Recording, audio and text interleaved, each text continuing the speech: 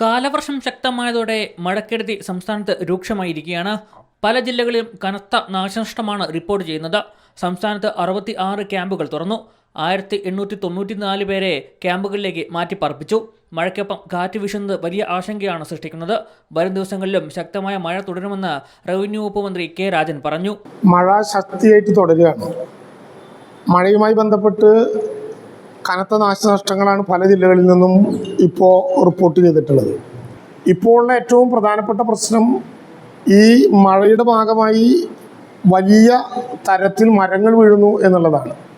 വീണ്ടും തദ്ദേശ സ്വയംഭരണ സ്ഥാപനങ്ങൾ ഉൾപ്പെടെ ഓർമ്മിപ്പിക്കാനുള്ളൊരു കാര്യം, പഞ്ചായത്തി രാജ് ആക്ടിൻ്റെ സെക്ഷൻ 238 പ്രകാരം അപകടകരമായിട്ടുള്ള മരങ്ങൾ മുറിച്ചു നീക്കാനുള്ള പഞ്ചായത്ത് സെക്രട്ടറിയുടെ അധികാരം പൂർണ്ണമായിട്ടും ഈ ഘട്ടത്തിൽ പ്രയോജനപ്പെടുത്തിയേ മതിയാകും.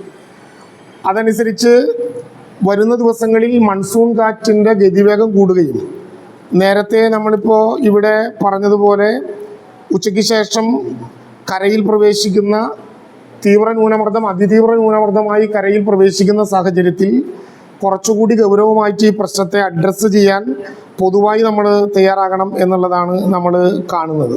കാസർഗോഡ് അതിശക്തമായ മഴയും മിന്നൽ പ്രളയവും കാരണം മഞ്ചേശ്വരത്ത് ഉൾപ്പെടെ വെള്ളം കയറി. ഏർക്കാട് ജംഗ്ഷനിൽ വെള്ളക്കെട്ട് രൂപപ്പെട്ടു. നിരവധി വീടുകളിൽ വെള്ളം കയറി. മൂടംപല്ലിയിൽ വാഹനങ്ങൾ ഒഴുകിപ്പോയി.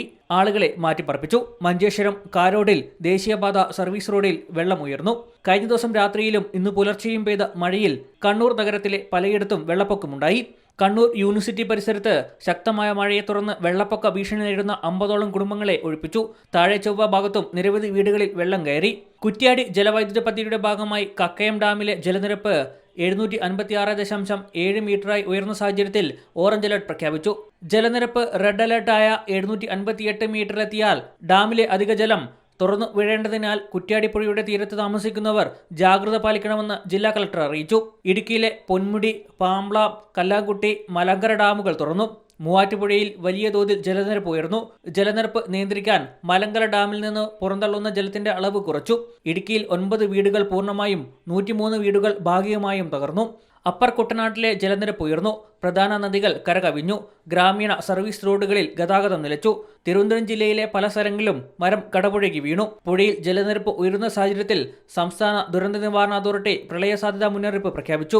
പത്തനംതിട്ട ജില്ലയിലെ മണിമല നദി, അച്ചൻകോവിൽ നദി, പമ്പ നദി, കാസർഗോഡ് ജില്ലയിലെ മൊഗ്രാൽ നദി, നീലേശ്വരം നദി, ഉപ്പള നദി എന്നിവിടങ്ങളിൽ ഓറഞ്ച് അലർട്ടും, എറണാകുളം ജില്ലയിലെ മൂവാറ്റുപുഴ നദി, കണ്ണൂർ ജില്ലയിലെ പെരുമ്പ നദി, കുപ്പം നദി, കാസർഗോഡ് ജില്ലയിലെ കാര്യങ്കോട് നദി, കൊല്ലം ജില്ലയിലെ പള്ളിക്കൽ നദി, കോട്ടയം ജില്ലയിലെ മീനച്ചില നദി, കോഴിക്കോട് ജില്ലയിലെ കാരാപ്പുഴ നദി, പത്തനംതിട്ട ജില്ലയിലെ പമ്പ നദി, അച്ചൻകോവിൽ നദി, തിരുവനന്തപുരം ജില്ലയിലെ വാവനൂർ നദി, വയനാട് ജില്ലയിലെ കബനി നദി എന്നിവിടങ്ങളിൽ മഞ്ഞ അലർട്ടും പ്രഖ്യാപിച്ചു.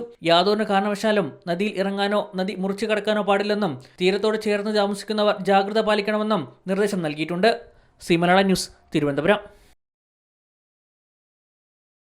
ഏറ്റവും പുതിയ വാർത്തകളും വിശേഷങ്ങളും വിരൽ തുമ്പിലറിയാൻ സി മലയാളം ന്യൂസ് എല്ലാ ഡിജിറ്റൽ പ്ലാറ്റ്ഫോമുകളിലും ലഭ്യം.